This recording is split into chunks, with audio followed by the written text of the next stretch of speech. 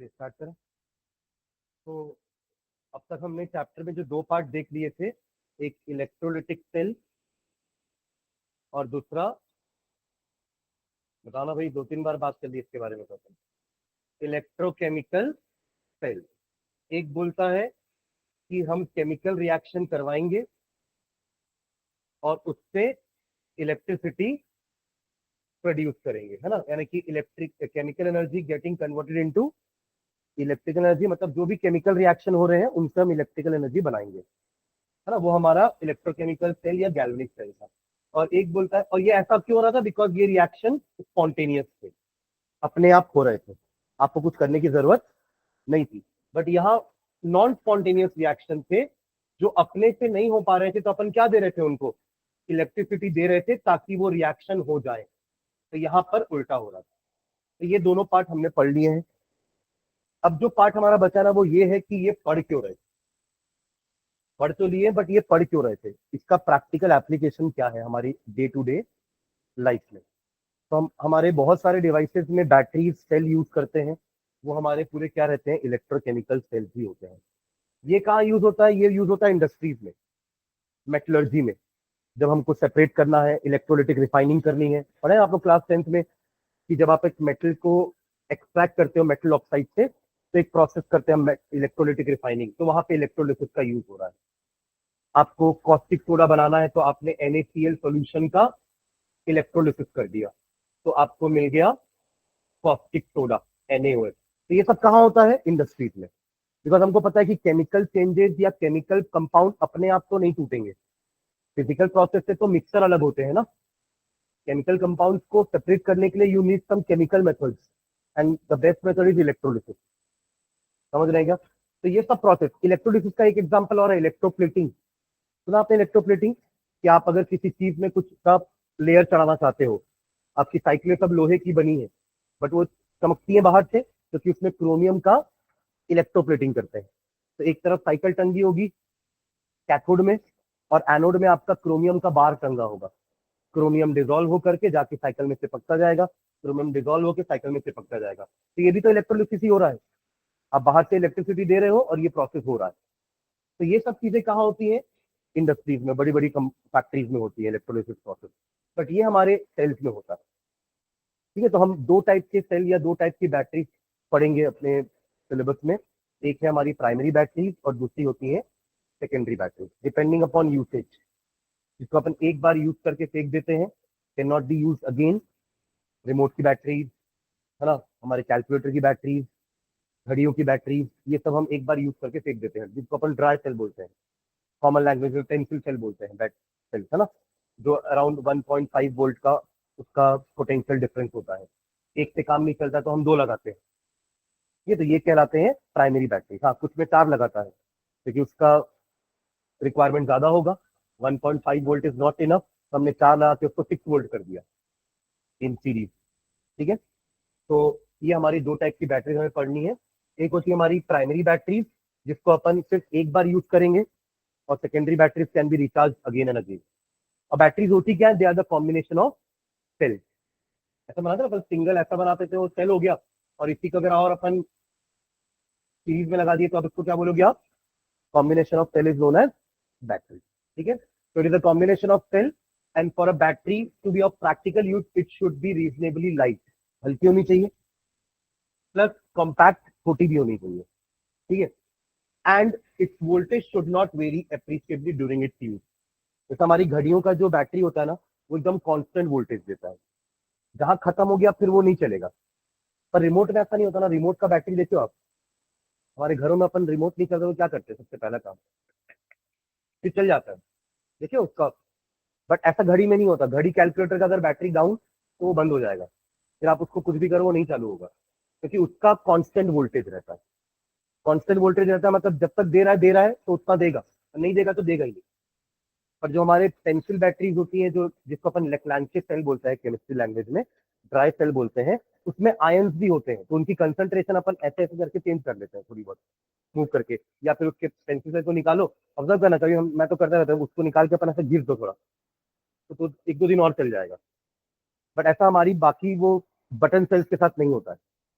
Button sales किस type के होते हैं, जैसे ये ये बटन सेल्स होते हैं, है ना, मर्क्यूरी वाले। ये भी आपके प्राइमरी बैटरीज के अंदर ही आते हैं। और एक वो पेंसिल सेल्स आपने देखे हैं जो रिमोट में होता है ना। तो ये दोनों हमें पढ़ने हैं। एक हो गया हमारा लेक्लांशिया सेल, जिसको अपन ड्राई सेल बोल रहे हैं, है ना, जो दिखने में आपके कुछ ऐसा दिखता है। उसको मैंने थोड़ा खोल के दिखाया है यहाँ पे, देखो ऐसा, ये वाला तो रैपर खोल दिए। कभी आप लोग भी करना, उसको देखना, जब खराब हो जाएगा तब तो बर्बाद हो जाएगा ना वो। तो उसके अंदर आपको ऐसा एक रॉड दिखेगा, है ना, जिसका एक हिस्सा बाहर निकला रहता है ना। उसी से अपन पहचानते हैं ना कि ये वाला एंड हमारा पॉजिटिव है और नीचे वाला एंड हमारा नेगेटिव है, यानी ये आपका ये कैथोड है और नीचे वाला एनोड है। याद है, कैथोड पॉजिटिव होता है हमारे इलेक्ट्रोकेमिकल सेल में, याद करिए। इलेक्ट्रोलाइटिक सेल में cathode is negative, anode is positive, but electrochemical में उल्टा हो जाता है। Anode becomes the negative pole and cathode becomes the positive pole, उल्टा। ठीक है, ओके। तो चलो हमें पढ़ना क्या क्या है, दो टाइप की प्राइमरी बैटरीज पढ़नी है और दो टाइप की सेकेंडरी बैटरीज पढ़नी है। ठीक है, तो there are two types of batteries, primary secondary मैंने बता दिया आपको। अब प्राइमरी में हमें क्या पढ़ना है, तो प्राइमरी में पहले दो लाइन में उसका डेफिनेशन लिखा हुआ है कि in the primary batteries the reaction occurs only once. एक बार रिएक्शन हो गया, उसके बाद वो रिएक्शन फिर से नहीं होगा, है ना। And after use over a period of time battery becomes dead and can not be reused again. समझ रहे हैं, it can not be reused again. The most familiar example of this is the dry cell, जिसको अपन Leclanche cell बोलते हैं, after the name of its discoverer, which is use commonly in our transistor and clocks. Remote में यूज होता है हमारे। ठीक है, कंस्ट्रक्शन कैसा होता है, देखो इसमें हमें पढ़ना क्या क्या है। कंस्ट्रक्शन पढ़ना है, रिएक्शन पढ़ना है और एप्लीकेशन पढ़ना है कि ये वाला ड्राई सेल कहाँ यूज होता है, इसके अंदर एनोड किसका बना हुआ है, कैथोड किस चीज का बना हुआ है, और इसके अंदर इलेक्ट्रोलाइट क्या है। ये तीन चीज तो होती है हमारे कंस्ट्रक्शन में। याद करिए, डेनियल सेल में क्या क्या था, कोई बता पाएगा मुझे? डेनियल सेल में एनोड कौन था? जिंक। कैथोड कौन था? कॉपर। और इलेक्ट्रोलाइट क्या था? दोनों का अलग अलग था, zinc sulphate and copper sulphate. समझ में आ रहा है? तो वैसे ही हमें ना बाकी अभी जो हम चार पढ़ने वाले हैं यहाँ पे, दो प्राइमरी दो सेकेंडरी, उनका भी हमें यही करना है। कंस्ट्रक्शन याद रखना है, उनका रिएक्शन याद रखना है, और एनोड कैथोड इलेक्ट्रोलाइट क्या है ये याद रखना है। तो थोड़ा थ्योरेटिकल टाइप का पोर्शन है ये, बट इससे एक क्वेश्चन बनता है, या तो लेड एसिड से क्वेश्चन बनता है या तो आपके लेक्लांशिया सेल से क्वेश्चन बनता है। पर वो क्वेश्चन इसी टाइप का रहता है कि बताओ लेक्लांशिया सेल में एनोड कौन है, कैथोड कौन है। ठीक है, चलो। तो ड्राई सेल का कंस्ट्रक्शन अगर अपन देखें तो the cell consist of a zinc container that also act as anode. ये वाले इसकी बात कर रहे हैं अपन। ये कंटेनर जिंक का है, बाहर जो दिख रहा है आपको ना, ये एक जिंक कंटेनर जिसको नाम दिए है जिंक कप। क्या ये जिंक कप जो किसकी तरह बिहेव कर रहा है? एनोड की तरह। ठीक है, और वापस पीछे आते हैं। And the cathode is a carbon graphite rod surrounded by the powdered manganese dioxide and carbon. ये जो आपको रॉड दिख रही है ये वाली, ये वही हमारी कार्बन ग्राफाइट रॉड है, जो किसकी तरह बिहेव कर रही है? Cathode, C for cathode, C for carbon, ऐसे याद रख सकते हैं। तो इस टाइप की चीजों को याद रखने के लिए ट्रिक बनाना जरूरी है। समझ रहे ना, क्योंकि आप अगर रट रहे हो तो फिर उसका एक ट्रिक होना चाहिए कि आपको याद रहे कि हमने इसको कैसे याद किया था। तो इस टाइप की चीजों को याद रखने के लिए ट्रिक्स बनाया करो, तो वो चीजें याद रहेंगी आपको एग्जाम में भी। क्योंकि ये तो फिक्स है ना, आप लेक्लांशिया सेल चेंज नहीं कर सकते। आप ऐसे नहीं बोल सकते कि ये जिंक की जगह कार्बन की जगह कुछ और रॉड लगा देते हैं, प्लैटिनम लगा देते हैं। तो सोचो कितना महंगा हो जाएगा वो बैटरी, जो अभी 10 रुपए का मिलता है। आप प्लैटिनम की रॉड लगा दोगे, कितना महंगा हो जाएगा वो। समझ रहे हैं क्या? इसलिए कार्बन रॉड लगाए हैं वहां पर, वरना प्लैटिनम भी लगा सकते थे। ठीक है, ओके। तो जिंक, आपका जिंक क्या हो गया? जिंक का जो कवरिंग है बाहर वो बिहेव कर रहा है एनोड की तरह, और जो अंदर एक कॉपर की रॉड है, ग्रेफाइट की रॉड है, वो बिहेव कर रही है कैथोड की तरह। C for carbon, C for cathode, ऐसे याद रख सकते हैं। ठीक है, आगे बढ़ते हैं। Surrounded by powdered manganese dioxide and carbon, the space between, अभी दोनों के बीच में स्पेस है। कौन दोनों के बीच में स्पेस है? ये बाहर से कप है जिंक का, एनोड, और बीच में एक रॉड है, और बीच में गैप है ना दोनों के। रॉड अंदर है, कप उसको कवर किया हुआ है, तो बीच में गैप है कि नहीं? उस गैप में भरा हुआ है क्या? Paste, electrolyte. क्या भरा हुआ है? अब ड्राई सेल बोल रहे हैं, मतलब ये नहीं कि वो पेस्ट पाउडर फॉर्म में होगा, वो इलेक्ट्रोलाइट पाउडर फॉर्म में नहीं होता, क्योंकि पाउडर फॉर्म में वो इलेक्ट्रिसिटी कंडक्ट ही नहीं कर पाएगा। याद है, अपन दो चीजों को लेते हैं, या तो मॉल्टन फॉर्म या तो एक्वस फॉर्म। अब एक्वस लोगे तो बहुत ज्यादा पानी हो जाएगा, वो लीक कर जाएगा। होती है, बैटरीज लीक भी हो जाती है कई बार। तो इसका अपन क्या करते हैं, थोड़ा गाढ़ा पेस्ट लेते हैं इलेक्ट्रोलाइट की तरह, ताकि उसके अंदर आयंस भी हो, इलेक्ट्रिसिटी कंडक्ट भी करे, और ज्यादा गीला होकर के, ज्यादा लिक्विड हो ना होकर के, ऐसा ना हो कि वो लीक कर जाए। ठीक है, तो हम क्या ले रहे हैं उसका space. The space between the electrode is filled by a moist space of क्या, NH4Cl ammonium chloride and zinc chloride. तो ये दोनों मिलके क्या है हमारे इलेक्ट्रोलाइट। तो तीन तीन चीजें याद करने वाली है स्लाइड में। पहला, कैथोड किसका है, कार्बन का। एनोड किसका है, जिंक का। जिंक का एनोड है, मतलब जिंक का ऑक्सीडेशन होने वाला है, यानी कि Zn चेंज होने वाला है Zn2 प्लस में। ऑक्सीडेशन समझ रहे हैं ना, oxidation is the loss of electron. Zinc से 2 इलेक्ट्रॉन रिमूव होगा और बनेगा Zn2 प्लस। दिख रहा है आपको रिएक्शन एनोड का, एनोड में ये रिएक्शन होगा। Am I clear? ठीक है, ओके। और क्या याद रखने वाली चीज है कि हमारा इलेक्ट्रोलाइट किस चीज का है, it is of, it is a moist paste of NH4Cl ammonium chloride and zinc chloride. ठीक है, ओके। तो ये हमारा एनोड में रिएक्शन हो रहा है। कैथोड में रिएक्शन क्या हो रहा है, MnO2 है ना हमारा। देखो, आपने कार्बन रॉड ली, बट कार्बन रॉड तो वो होती है ग्राफाइट रॉड, इनर्ट होती है, वो तो रिएक्ट नहीं करने वाली। जैसे प्लैटिनम होती है, इनर्ट होती है, वैसे कार्बन रॉड भी क्या होती है, इनर्ट होती है, वो खुद रिएक्ट नहीं करेगी। पर उसके आसपास क्या था, MnO2, ये बिहेव करेगा एज अ क्या, anode. Cathode, cathode carbon rod थी ना, पर रिएक्शन किसका होगा, MnO2 का। आपको दिख रहा है ये रिडक्शन होता हुआ। MnO2 का यहाँ पर ऑक्सीडेशन स्टेट और यहाँ पे ऑक्सीडेशन स्टेट अलग अलग है कि नहीं। यहाँ पे देखो कितना ऑक्सीडेशन स्टेट है MnO2 का। MnO2 का ऑक्सीडेशन स्टेट कैसे निकालोगे,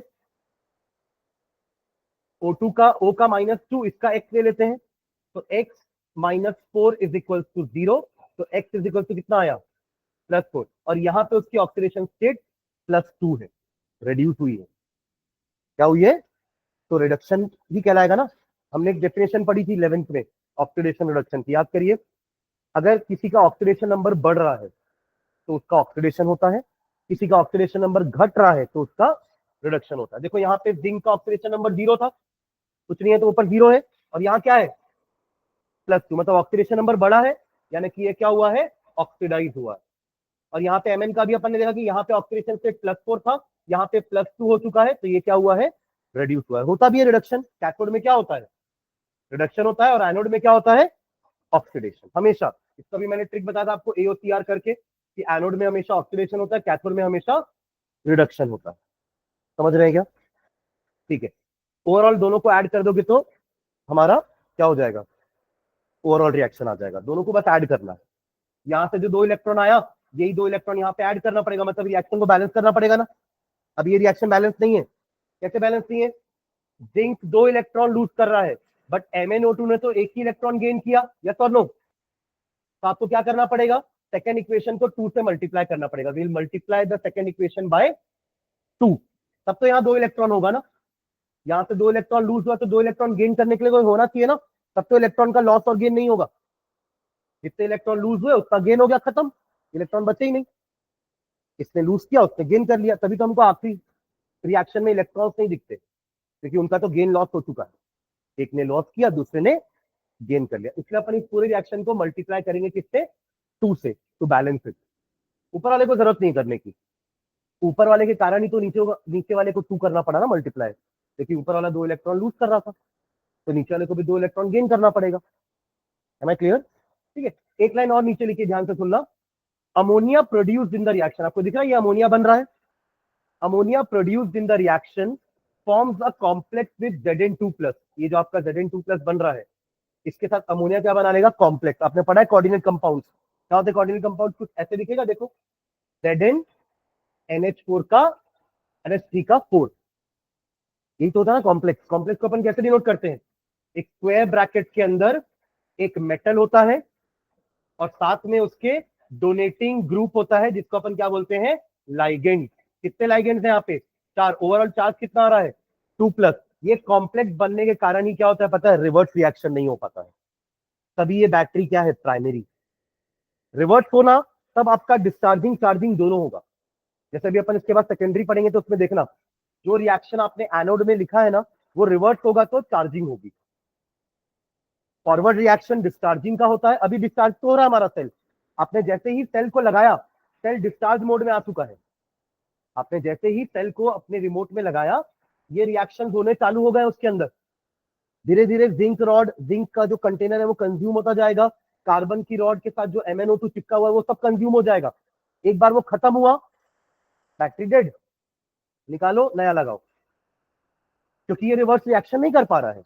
रिवर्स रिएक्शन करता तो चार्जिंग भी होती, पर रिवर्स रिएक्शन क्यों नहीं कर पा रहा है? बिकॉज जो अमोनिया बना उसने जिंक के साथ क्या बना लिया? Complex compound. Complex compound, coordinate compound एक ही चीज होती है। कॉम्प्लेक्स कंपाउंड बना लिया जिंक के साथ NH3 ने, इसलिए हमारा सेल का रिएक्शन रिवर्स नहीं जा पा रहा है। रिवर्स नहीं जाएगा मतलब वो रिचार्ज नहीं होगा, सिर्फ क्या होगा? डिस्चार्ज। तो सेल का काम है सिर्फ डिस्चार्ज होना, प्राइमरी बैटरीज का काम क्या है? सिर्फ और सिर्फ डिस्चार्ज होना। बट इससे प्रॉब्लम हो गई, महंगा हो गया ना चीज, हमें बार बार सेल को रिप्लेस करना पड़ रहा है। 20-20 रुपए की बैटरी रिप्लेस कर रहे हैं। तभी आजकल हम क्या कर रहे हैं? सेकेंडरी बैटरीज की तरफ से, जैसे डूरासेल की जो बैटरीज आती है ना, वो सेकेंडरी होती है, भले थोड़ी महंगी आती है बट वो सेकेंडरी होती है। उसके लिए एक अलग सा चार्जर भी आता है जिसको आप यहाँ फिट कर दो AC में, और उसको बैटरी को जाके फिट कर दो उसमें, वो उसको चार्ज कर देगी कुछ देर में, क्योंकि उसमें रिवर्स रिएक्शन पॉसिबल है। मतलब हमने इसका कुछ ना कुछ तोड़ ढूंढा होगा ना, ये जो कॉम्प्लेक्स बन रहा है ये ना बने। अगर एक कॉम्प्लेक्स नहीं बनेगा तो इसको रिवर्स ले जाना भी पॉसिबल है, बट उसके लिए हमें उस सेल को इलेक्ट्रोकेमिकल से इलेक्ट्रोलिटिक बनाना पड़ेगा, हाँ या ना? आपने जैसे ही बैटरी को, आप अपने फोन की बैटरी को जैसे ही फोन को चार्जर में चार्जर से लगा दिए, तो आपने अपने सेल को इलेक्ट्रोलिटिक बना दिया। क्या बना दिया? इलेक्ट्रोलिटिक। क्योंकि अब आपने सप्लाई दी है, उससे रिएक्शन उल्टा होगा, अब वो बन जाएगा इलेक्ट्रोलिटिक सेल, और आपके जितने भी केमिकल यूज अप हो गए थे ना, वो वापस से रिस्टोर हो जाएंगे रिवर्स रिएक्शन से। अभी अगर यहां भी ऐसा हो पाता ना, तो जिंक रॉड वापस आ जाती, MnO2 फिर से जिंदा हो जाता जो डेड हो गया था, पर यहाँ रिवर्ट हो ही नहीं पा रहा है। समझ जाएगा? Am I clear? और कभी अब आप बोलते हैं ना कि बैट फोन चला, ये चार्ज हो रहा है तो यूज मत किया करो, नहीं बोलते? पहले तो ऐसा बोलते थे कि फट जाता है, ऐसा कान मिला के बात कर रहे हैं, यहाँ पे लगा हुआ है चार्जर और बात कर रहे हैं तो वो ब्लास्ट हो गया। तो केसेस नहीं सुना आप लोगों ने? तो फिर अब ऐसा बोलते हैं कि नहीं, जब चार्जिंग हो रहा है तो उसको यूज मत करो। उसका कारण है, जब वो चार्ज हो रहा है ना तो रिवर्स रिएक्शन हो रहा है। अब आपने बात ही करना चालू कर दिया तो वो डिस्चार्ज भी हो रहा है, दोनों रिएक्शन साथ में हो रहे हैं। चार्जिंग भी हो रही है क्योंकि लगा हुआ है, और डिस्चार्जिंग आपने चालू कर दी है बात करके। तो उससे क्या होता है ना, फोन गर्म हो जाता है, बिकॉज दोनों तरफ से रिएक्शन हो रहे हैं, और वो ज्यादा गर्म होने से ब्लास्ट भी हो जाता है। समझ रहे हैं क्या? क्योंकि दोनों रिवर्स रिएक्शन एक साथ हो रहा है, जिसके कारण गर्म हो रहा है फोन। ठीक है, ये वाला सर समझ में आ गया लकलान से, है ना? कंस्ट्रक्शन क्लियर है सबको? ये बैटरी का डायग्राम बनाने नहीं आएगा, बस समझाने के लिए, क्योंकि आपने तो इसको लाइव देखा है, आप इसको लाइव देखते हो, आपने इसको महसूस किया है पकड़ के, तो आपको पता है यहाँ पर ऊपर जो आपको ऊपर जो उसका दिखता है वो एक्चुअली में क्या है? जिंक नहीं है वो, कॉपर भी नहीं है वो, हाँ ग्राफाइट की रॉड है, कार्बन रॉड है वो। और जो बाहर आपको कवरिंग दिख रहा है जिसमें निप्पो लिखा रहता है, जिसमें डूरासेल लिखा रहता है ना, जिसमें पैनासोनिक लिखा रहता है, वो हमारा जिंक का कंटेनर है, जो अंदर से एक्चुअली जिंक का कोटिंग है, जो बिहेव कर रहा है एनोड की तरह।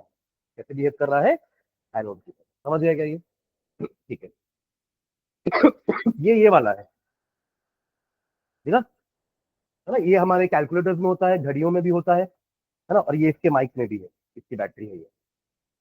ठीक है, तो ये आपका मर्क्यूरी वाला सेल है। तो इसका मैंने सीधा रिएक्शन लिखा है, एक पैराग्राफ में सब चीजें लिख दी। क्या क्या? जो 3 चीज जरूरी है जानने के लिए। क्या क्या जरूरी है जानने का? एनोड किसका बना है, कैथोड किसका बना हुआ है, और इलेक्ट्रोलाइट किसका है, और ओवरऑल रिएक्शन। बस, आपको एनोड कैथोड का भी अलग अलग लिखने की जरूरत नहीं है, आप ओवरऑल रिएक्शन याद रखो। ठीक है, तो इसमें देखो क्या है, एनोड हमारा, कैथोड क्या है। Another example is mercury cell, consist of zinc mercury amalgam. Amalgam क्या होता है? हाँ, amalgam is a class of alloy. Alloy क्या होता है? मिक्सचर ऑफ टू और मोर मेटल। मेटल तो पता होगा क्या होता है। एलिमेंट, एलिमेंट क्या होता है? अपन और जा रहे हैं ना अंदर अंदर। क्या होता है एलिमेंट? अरे कैसे पढ़ रहे हो 12th केमिस्ट्री, एलिमेंट नहीं जानते हो? एलिमेंट क्या होता है? Pure substance. अब मत पूछो प्योर सब्सटेंस क्या होता है। प्योर सब्सटेंस क्या होता है? वो वैसा साफ नहीं, प्योर सब्सटेंस होता है जो एक जैसे चीजों से मिलकर बना है। जैसे हमारा एलिमेंट, अगर ये मर्क्यूरी एलिमेंट है, मर्क्यूरी ऐसा नहीं हो सकता ना, वो तो लिक्विड होता है। अगर ये जिंक एलिमेंट है तो सारे के सारे एटम किसके होंगे? जिंक के होंगे। तो ऐसी चीजें जो एक टाइप के एटम से या मॉलिक्यूल से बनी है उनको हम प्योर सब्सटेंस बोलते हैं। तो इसमें दो चीजें पढ़ते थे अपन, एलिमेंट और कंपाउंड, ठीक है ना। ओके चलो आगे बढ़ते हैं। तो एमेल्गम आपका एक तरह का एलॉय होता है जिसमें एक कंपोनेंट फिक्स है, वो क्या है, मर्क्यूरी। मर्क्यूरी फिक्स है उसमें, बाकी आप किसी चीज को भी डालो वो उसका एमेल्गम बन जाएगा। जैसे सोडियम एमेल्गम होता है, उसमें सोडियम में मर्क्यूरी डाल दिए। ऐसा क्यों करते हैं पता है, क्योंकि सोडियम हमको पता है बहुत रिएक्टिव है। सोडियम क्या होता है, बहुत रिएक्टिव। आप यहां रखोगे तो सोडियम जल जाएगा, पानी में तो डाल भी नहीं सकते उसको, तभी तो केरोसिन में स्टोर करते हैं ना सोडियम को। तो सोडियम में हमने क्या मिलाया, मर्क्यूरी, उससे सोडियम की रिएक्टिविटी कम हो गई, तो अब वो यहां रह सकता है। मिक्स करने के बाद एलॉय बन गया। और इसी को ना शायद यूज करते हैं डेंटिस्ट फिलिंग विलिंग में, जितना मुझे थोड़ा बहुत पता है कि they use this as a filling in our teeth, तो बहुत उसका भी यूज किया जाता है एमाल्गम का, ठीक है। ओके तो ये हमारा क्या है, जिंक मर्क्यूरी क्या है हमारा, एनोड। क्या है, एनोड। एक्चुअली मर्क्यूरी तो थोड़ा कम रिएक्टिव होता है, तो जो भी रिएक्शन करेगा वो कौन करेगा, जिंक ही करेगा। तो देखो इसका रिएक्शन में भी जिंक चेंज हो रहा है Zn2 प्लस में, आपको दिख रहा है zinc, zinc is oxidation state 0, यहाँ पे ऑक्सीडेशन स्टेट +2, +2 है ना ऑक्सीडेशन स्टेट। कैसे पता चलेगा, Zn का x ले लो और ऑक्सीजन का क्या होता है -2, ओवरऑल क्या हो जाएगा 0, तो x -2 इज इक्वल टू 0, तो x क्या आया +2। तो जिंक का ऑक्सीडेशन स्टेट यहाँ पे क्या है और यहाँ पे क्या है 0। एमेल्गम इज अ मिक्सचर, एमेल्गम कोई कंपाउंड नहीं है। एमेल्गम क्या है, मिक्सचर। मिक्सचर में कोई केमिकली रिएक्ट थोड़ी ना करते हैं, तो यहाँ पे भी जिंक और मर्क्यूरी रिएक्ट नहीं किए हैं, समझ रहे हो क्या, इसलिए मैंने यहाँ पे कंपाउंड नहीं बोला इसको। ये एलॉय है, एलॉय कोई कंपाउंड नहीं होता है, एलॉय एक मिक्सचर होता है। Alloy is a homogeneous mixture, पढ़े ना अपन definition, alloy is a homogeneous mixture. तो ये कोई कंपाउंड नहीं है कि अपन इसका बोल दिया था +2 -2, ऐसा नहीं बोलेंगे। They are just mixed, they are not chemically reacted, कोई बॉन्डिंग नहीं हुई है इनके बीच में, समझ रहे हैं क्या, there is no bonding between zinc and mercury, they are just a mixture, ठीक है। तो यहां पर जिंक हो गया जिंक ऑक्साइड में कन्वर्ट, और HgO रेड्यूस होके बन गया Hg, ये इसका ओवरऑल रिएक्शन, ठीक है। इसमें इलेक्ट्रोलाइट क्या है, a paste of HgO and carbon as cathode, electrolyte is a paste of KOH and ZnO। तो ये तीन चीज याद रखनी है, डायग्राम इंपॉर्टेंट नहीं है, वो तो बस दिखाने के लिए बनाया अपन, और रिएक्शन। तो एक्चुअली पूरे स्लाइड में इंपॉर्टेंट बस यही है कि एनोड किसका है, एनोड किसका है, जिंक। मर्क्यूरी नहीं बोलोगे तो भी चलेगा, क्योंकि रिएक्शन तो जिंक का ही हो रहा है ना।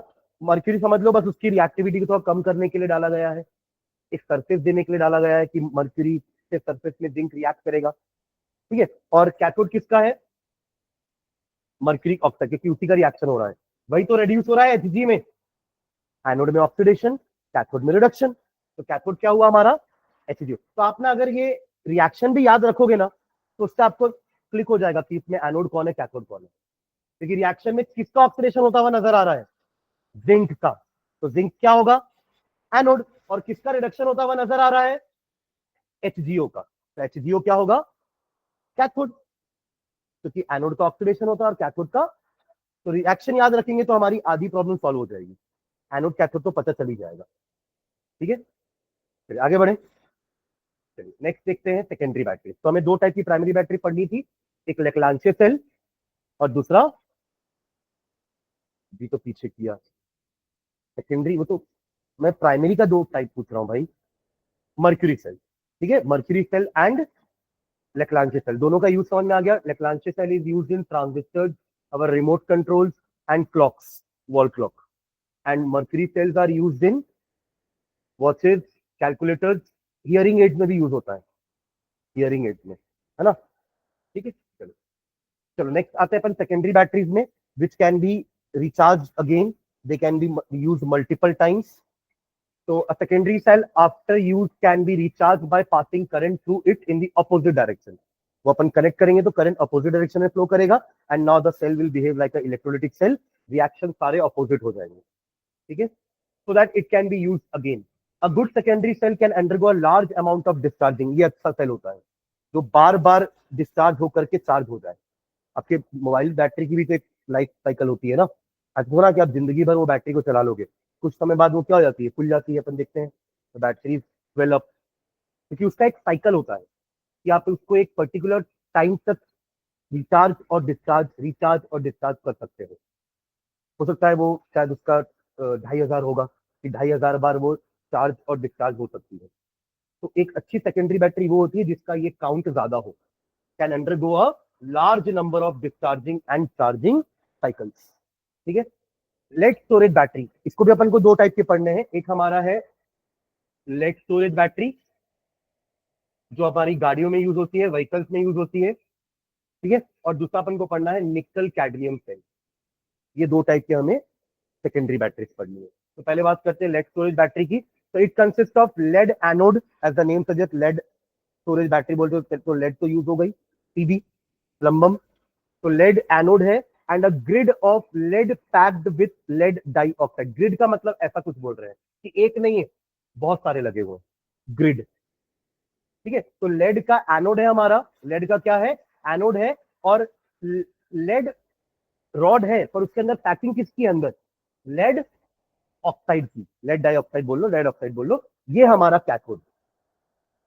लेड क्या है, एनोड, और लेड ऑक्साइड क्या है, कैथोड। यानी कि लेड ऑक्सीडाइज होने वाला है और लेड ऑक्साइड रेड्यूस होने वाला है। और इसके लिए इलेक्ट्रोलाइट क्या होता है, क्योंकि पूरा नाम क्या है इसका, एक्चुअली लेड एसिड बैटरी बोलते हैं इसको, लेड स्टोरेज बोल दिए पर लेड एसिड भी बोलते हैं। तो हमारा इलेक्ट्रोलाइट क्या है, एसिड। इलेक्ट्रोलाइट क्या है, एसिड। तो 38% सोल्यूशन ऑफ सल्फ्यूरिक एसिड, इसका क्या मतलब होता है 38%?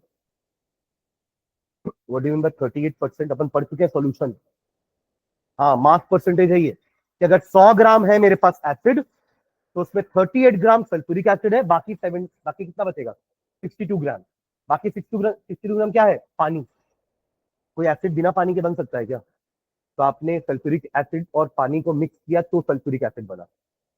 तो H2SO4 उसमें कितना है, 38 gram, and rest is water, rest is water. ऐसी होता है परसेंटेज, वॉल्यूम परसेंट होगा तो एमएल में बात करेंगे कि 38 ml एसिड है और बाकी 62 ml पानी है, तो वॉल्यूम परसेंटेज हो जाएगा। अब यहाँ कुछ लिखा नहीं तो 38% सोल्यूशन मान के चलते हैं। सल्फ्यूरिक एसिड का is use as an electrolyte. तो ये हमारी बैटरी के अंदर एसिड भरा हुआ होता है, समझ रहे हैं क्या? ठीक है, तो हमने वो अपने मेरे को नहीं आता।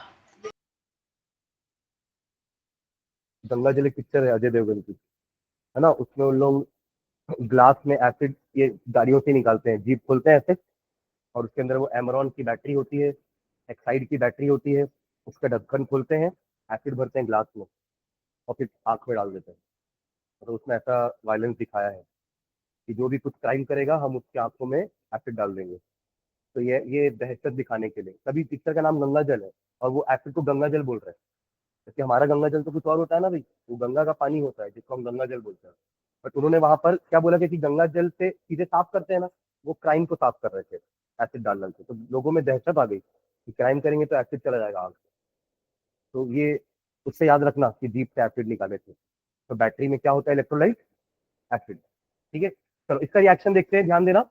ये रहा हमारा लेड, एनोड था ना, एनोड किसका था, लेड का। तो लेड का क्या हुआ है, ऑक्सीडेशन। ये कहां से आया,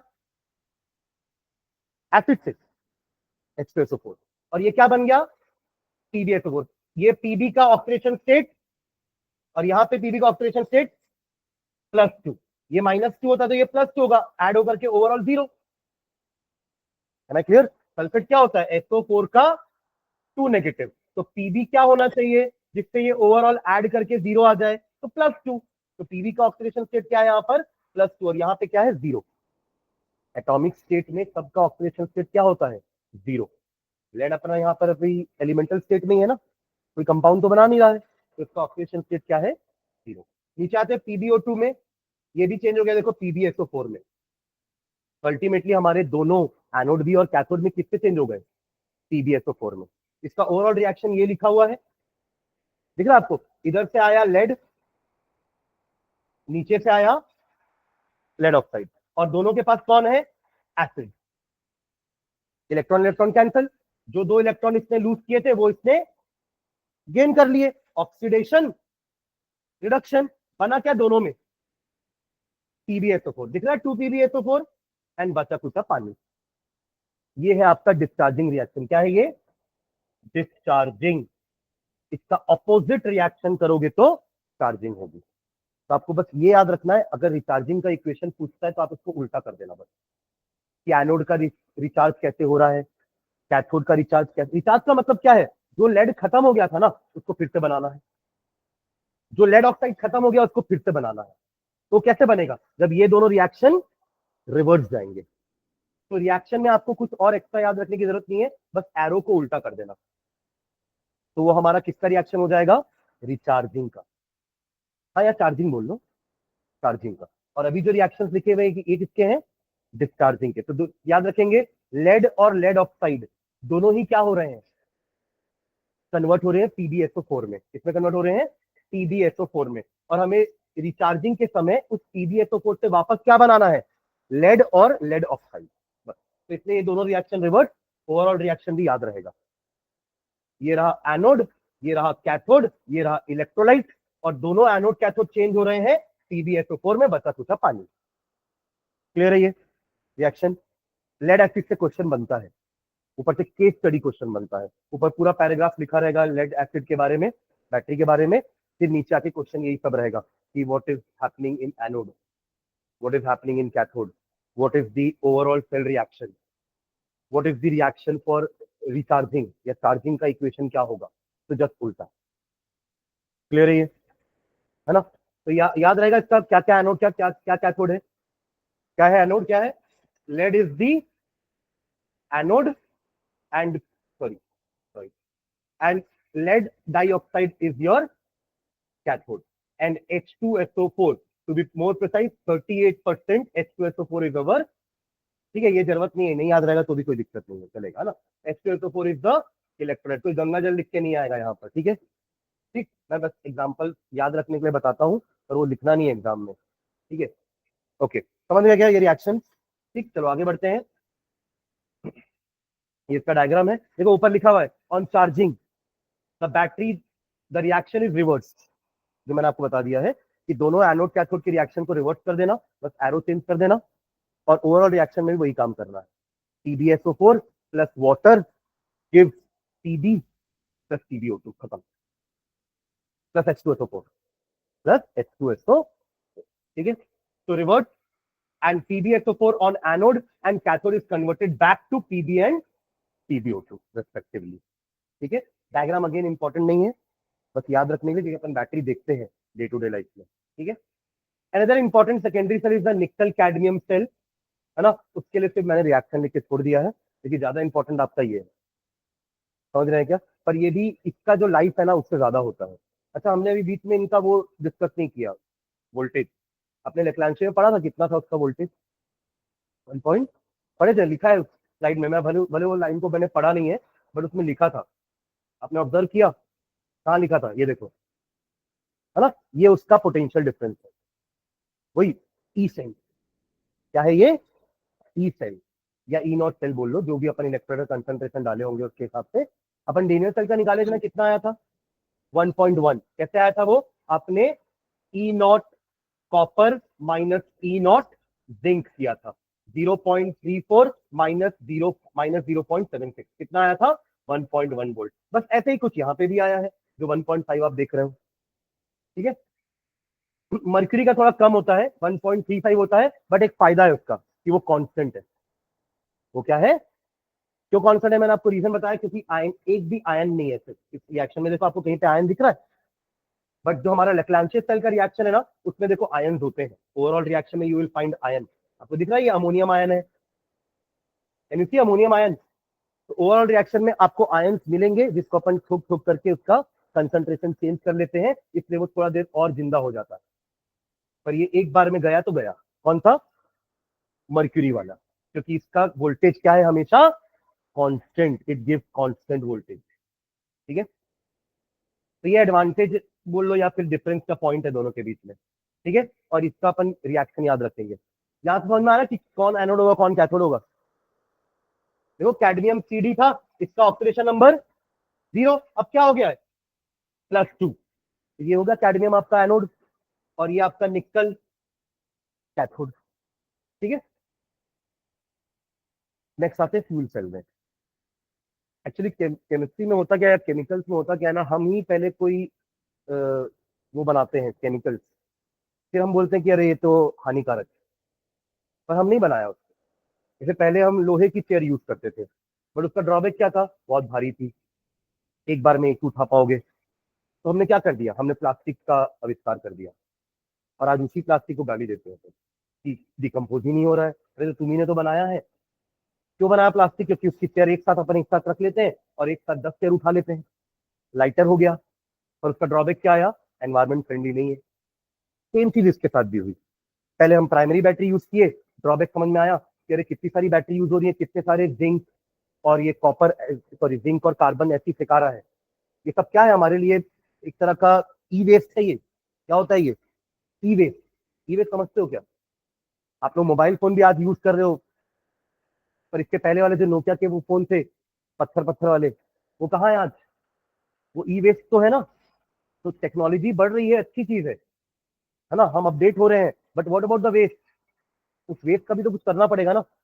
तो इसलिए प्राइमरी से हम स्विच किए थे सेकेंडरी में। और सेकेंडरी बैटरी भी तो एक हद तक चलेगी ना, हमेशा थोड़ा चलेगी। प्लस उसके कारण जो केमिकल रिलीज हो रहे हैं उससे भी हमारा कुछ ना कुछ एनवायरमेंट में पॉल्यूशन हो रहा है। तो ये जितनी भी बैटरीज हम यूज कर रहे हैं सब पॉल्यूशन क्रिएट कर रही है।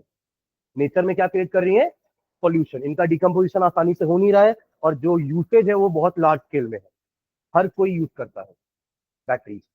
उसका जो आउटकम आ रहा है वो बहुत ज्यादा आ रहा है, उसका डिकम्पोजिशन करना बहुत डिफिकल्ट हो रहा है, ultimately it create pollution.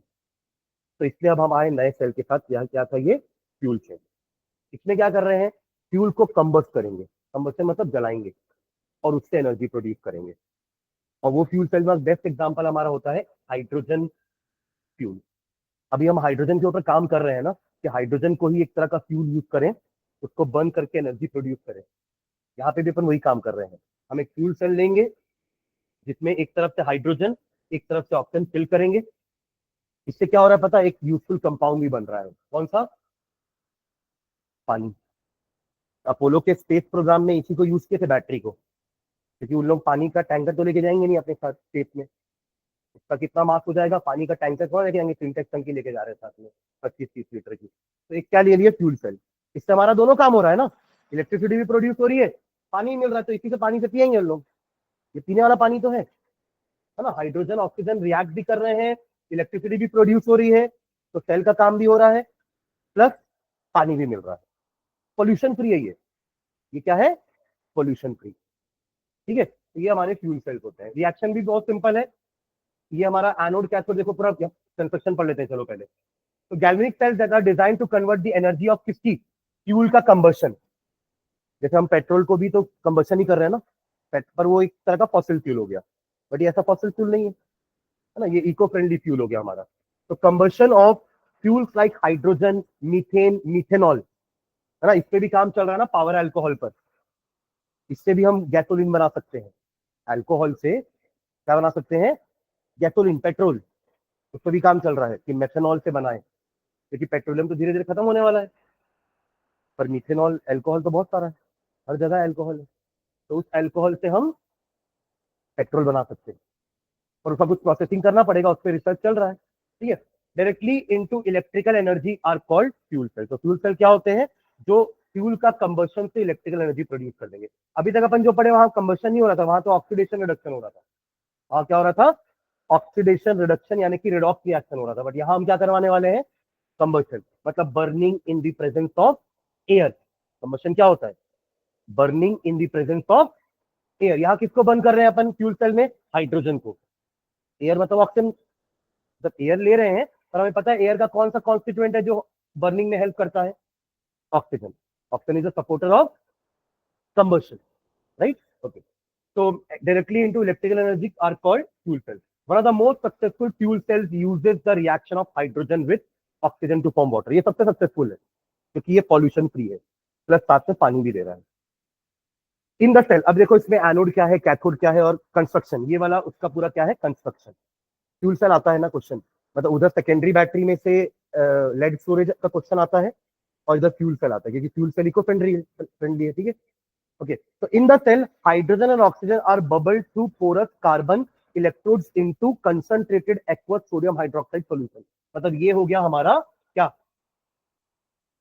Electrolyte. ये क्या है, अरे लिखा था सॉल्यूशन, तो ये क्या होगा हमारा इलेक्ट्रोलाइट। और कार्बन की क्या है, इलेक्ट्रोड। तो देखो आप आजू बाजू दोनों में लिखा है ना, एनोड एंड कैथोड, दोनों आपके कार्बन के ही, दोनों एनोड कैथोड किसके हैं, कार्बन के ही है। और दोनों तरफ से अपन हाइड्रोजन और ऑक्सीजन को क्या कर रहे हैं, बबल कर रहे हैं, मतलब सेंड कर रहे हैं अंदर, ठीक है। तो catalyst are, catalyst like finely divided platinum और palladium metal are incorporated into the electrodes for increasing the rate of electrode reaction. ये बस सरफेस प्रोवाइड कर रहे हैं। जैसे वहां पे मर्क्यूरी था, वो खुद रिएक्ट नहीं कर रहा था, बट एक सरफेस प्रोवाइड कर रहा था, काइंड ऑफ कैटलिस्ट था, जिससे रिएक्शन थोड़ा फास्टर हो रहा था। वैसे यहाँ पे कौन है, प्लैटिनम, पैलेडियम, ठीक है। तो उससे आपका एडिशन रिएक्शन जल्दी हो जाएगा। हम उसको भी यूज करते थे ना ऑर्गेनिक में, आपको याद है hydrogenation reaction, it takes place in the presence of finely divided nickel, platinum और पैलेडियम। ऐसे लिखते थे अपन एरो के ऊपर कि अगर मुझे इथीन में हाइड्रोजन ऐड कराना है तो ये निकल या प्लैटिनम या पैलेडियम के प्रेजेंस में होता है, हाइड्रोजन ऐड हो गया। तो ये क्या कर रहे हैं, ये कैटलिस्ट है, ये एक सरफेस प्रोवाइड कर रहे हैं फॉर एडिशन। तो वैसे यहाँ पे भी अपन वही यूज कर रहे हैं, ठीक है। तो ये सेल का कंस्ट्रक्शन हो गया, ये डायग्राम हो गया। डायग्राम ये वाला इंपॉर्टेंट है, भले हमारे बाकी जितने भी बैटरी वगैरह के एग्जाम्पल थे उनका डायग्राम इंपॉर्टेंट नहीं है, बट इस फ्यूल सेल का डायग्राम इंपॉर्टेंट है। ठीक है, और ज्यादा कुछ खास है नहीं डायग्राम में। आपको दो इनलेट बनाने हैं, इनलेट मतलब जिससे गैस अंदर आ रही है, इन आ रही है, तभी तो इनलेट बोले ना। और एक आउटलेट बनाना है, किसके लिए, पानी के लिए। तो inlet for hydrogen oxygen, outlet for water, और दो रॉड लगानी है, ठीक है। और बीच में आपका क्या है, क्या था अभी, क्या पीछे क्या पड़े, कौन सा क्या लिए थे इलेक्ट्रोलाइट, सोडियम, हाँ सोडियम हाइड्रोक्साइड का सॉल्यूशन। अरे अभी तो पढ़े सोडियम हाइड्रोक्साइड सॉल्यूशन, ठीक है। तो देखो यहाँ रीड करके याद नहीं रहता ना, अभी तो तुरंत याद नहीं रहा, तभी तो अपन लिख रहे हैं ना। और फिर उसको बार बार पढ़ना है, स्पेशली थ्योरेटिकल पार्ट को तो बार बार पढ़ना है। अभी अपन आगे जा करके ऑर्गेनिक पढ़ना चालू करेंगे ना, तो ऑर्गेनिक लोगों को टफ क्यों लगता है बताऊं, क्योंकि उन लोग बार बार पढ़ते नहीं है। ऑर्गेनिक हो गया और जितने भी थ्योरेटिकल चीज है ना, you have to revise again and again, तभी वो चीज याद रहेगी। रिएक्शन ऐसा तो ना कि आज पहली बार देखकर वो याद हो जाएगा, आपको उस रिएक्शन को बार बार लिख करके देखना पड़ेगा। अभी मैं बोल दूं कि लिख के बताओ, तो वो लेड एसिड बैटरी का दोनों एनोड कैथोड का रिएक्शन तो नहीं याद होगा। जब तक आप उसको एक बार अपने हाथ से लिखोगे नहीं, देख करके, फिर बिना देखे नहीं लिखोगे ना, तब तक याद नहीं होने वाला। और आप कभी भी रिएक्शन ऐसे पढ़ के तो याद होगा ही नहीं, कभी भी नहीं होगा, आप कितने भी शार्प माइंडेड क्यों ना हो। जब तक उसको एक बार लिखोगे नहीं ना, और आप लोग क्या करते हो, सिर्फ रीड कर लेते हो, फिर सीधा एग्जाम में जाकर के लिखते हो, तो आपको ऐसा लगता है कि ये मैं क्या लिख रहा हूँ, क्या पहली बार लिख रहे हो। तो ऐसी चीज कभी आपके साथ हुई नहीं जिंदगी में, क्योंकि आपने कभी लिखा ही नहीं उस रिएक्शन को। तो पर लिखे रहोगे तो आपको प्रैक्टिस में रहेगा, हाँ ये तो मैं लिखा हूँ, समझ रहे हैं क्या। तो वो चीज वहां पर ना हो एग्जाम में, हम यहीं पर करके देखें कि हम जो भी हमारे रिएक्शन में गलती हो रही है वो यहीं पर हो जाए, वो गलती वहां ना हो। तो रिएक्शन तो हमें हमेशा लिख कर ही देखने हैं, वो तभी याद होंगे, समझ रहे हैं क्या। और बार बार लिखने से ही याद होंगे, सिर्फ एक बार लिखने से याद नहीं होंगे। है ना क्लियर, ठीक है। चलो तो देखो यार रिएक्शन क्या क्या हो रहे हैं, कैथोड में क्या रिएक्शन हो रहा है, एनोड में क्या हो रहा है। ये कैथोड में जा रहा है आपका O2, देखो, है ना। तो O2 इलेक्ट्रॉन गेन करेगा, क्योंकि कैथोड में क्या होता है, रिडक्शन। पर ये वही इलेक्ट्रॉन गेन करेगा जो ये लूज कर रहा है। तो हाइड्रोजन ये कहां से आया, हमारा इलेक्ट्रोलाइट है, H2O 4 इलेक्ट्रॉन लूज किया, और यही 4 इलेक्ट्रॉन गेन करके 4OH नेगेटिव बना। पूरा साइकिल ही है ये। 4OH नेगेटिव आपको यहाँ दिख रहा है, यहाँ भी दिख रहा है, तो हट गया ये। 4 इलेक्ट्रॉन यहाँ दिख रहा है, यहाँ भी दिख रहा है, तो हट गया ये। तो बचा क्या, 2H2 plus O2 gives you 2H2। 4 था यहाँ पे 2 है, इधर कर दो तो 2 माइनस हो जाएगा, क्या बचेगा 2H2। तो मैंने कहा ना ओवरऑल रिएक्शन तो बहुत सिंपल है इसका, पानी बनाने का रिएक्शन है, और क्या है। तो अपन बचपन से पढ़ते आ रहे हैं, क्लास 10 से। सबसे पहला इक्वेशन अपन यही वाला बैलेंस करना सीखते थे कि H2 प्लस O2 को बैलेंस करो, तो यहाँ पे 2 आ गया, यहाँ 2 आ गया, यही हमारा रिएक्शन है इसका, ओवरऑल रिएक्शन। क्योंकि पानी बन रहा है ना, तो पानी तो ऐसे ही बनेगा। है ना क्लियर, ठीक है। तो ये हमारा हो गया फ्यूल सेल, ठीक है। ये लास्ट टॉपिक है कोरोजन, है ना। तो इसको भी समझ लेते हैं, क्योंकि यहाँ पर भी हमारा एक तरह का सेल क्रिएट हो जाता है, जहां पे भी कोरोजन होता है ना, वहां पे क्या क्रिएट हो जाता है, एक इलेक्ट्रोकेमिकल सेल, ठीक है। या एक काम करो, पहले जो अभी करे ना उसको लिख लेते हैं।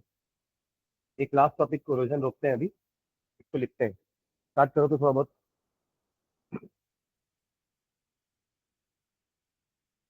हैंड डाल लेंगे। बैटरीज है ना, कमर्शियल बैटरी भी लिख सकते हो क्योंकि ये सारे बैटरीज मार्केट में बिक रहे हैं, तो दे आर कमर्शियल बैटरी, है ना। तो हैंड डाल लेंगे बैटरीज, हाइफन डाल के सीधा डेफिनेशन लिखना है, it is a combination of cells, it is a combination of cells.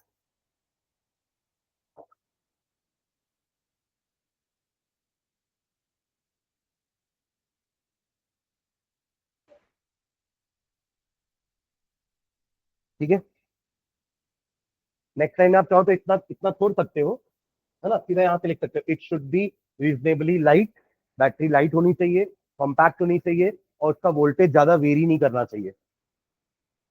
It should, the voltage should not vary appreciably during its use, it should give a constant voltage.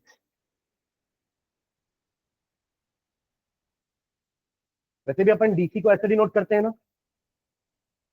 है ना, ये DC का representation है कि वो constant supply देता है, not like your AC जो कि फ्लक्चुएटिंग सप्लाई देता है। So it should be reasonably light, compact, and its voltage should not vary appreciably during its use. फिर नेक्स्ट टाइम में लिखेंगे there are two types of batteries, primary and secondary.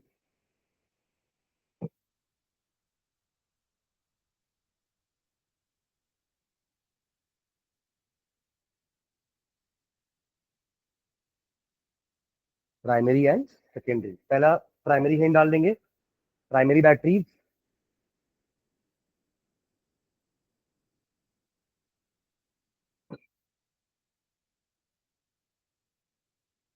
पहला first दो line लिखो definition, primary batteries होती क्या है ना, ऐसी बैटरीज जिसमें रिएक्शन एक ही बार होगा and then the battery becomes dead and can not be reused again, उसको अपन कह रहे हैं primary battery.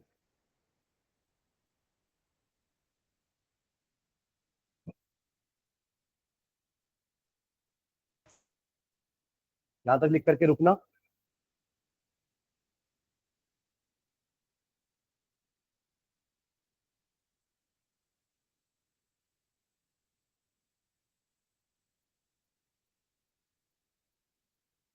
Can not B reuse again, हो गया।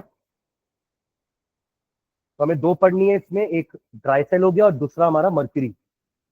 तो अगला सीधा ये लाइन लिखने की जरूरत नहीं है ना, ये सीधा पहला लिखो फर्स्ट ड्राई सेल, ब्रैकेट में लिख लेना लेक्लांशे सेल, एक और जो उसका नाम लेक्लांशे सेल।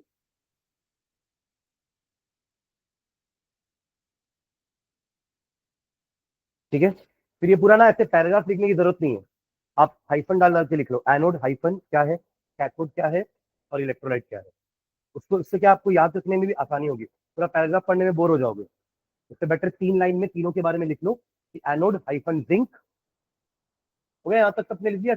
फर्स्ट हेडिंग डाली ना, फर्स्ट ड्राई सेल, ब्रैकेट में एक और नाम लिखना लेक्लांशे सेल।